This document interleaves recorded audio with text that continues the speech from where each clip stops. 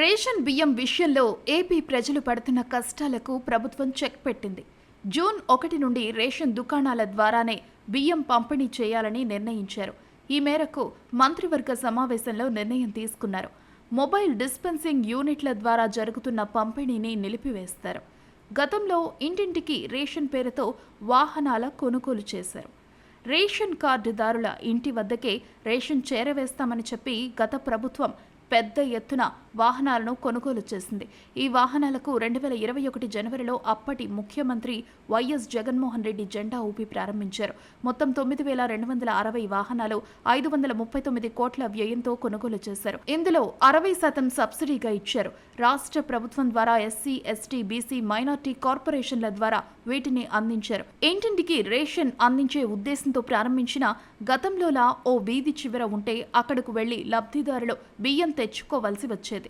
గతంలో లబ్ధిదారులు ఎప్పుడు కావాలంటే అప్పుడు రేషన్ దుకాణానికి వెళ్లి బియ్యం తెచ్చుకునేవారు. కానీ ఈ బండ్లు పెట్టిన తర్వాత వారు ఎప్పుడు వస్తే అప్పుడు సందు చివరకో వాళ్ల బండి పెట్టిన ప్రాంతానికో పరిగెత్తుకుంటూ వెళ్ళాలి.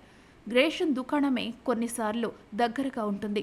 ఈ ఎండియు వాహనాల వల్ల అటు ఆ వాహనాలు పెట్టుకున్న వారికి ఉపయోగం లేదు, తమకు గిట్టుబాటు రావడం లేదని వారు కూడా చాలాసార్లు ఆందోళనకు దిగారు. రేషన్ దుకాణదారులు కూడా పాత పద్ధతిలో సేవలు చేయడానికి తాము సిద్ధమేనని ప్రకటించారు.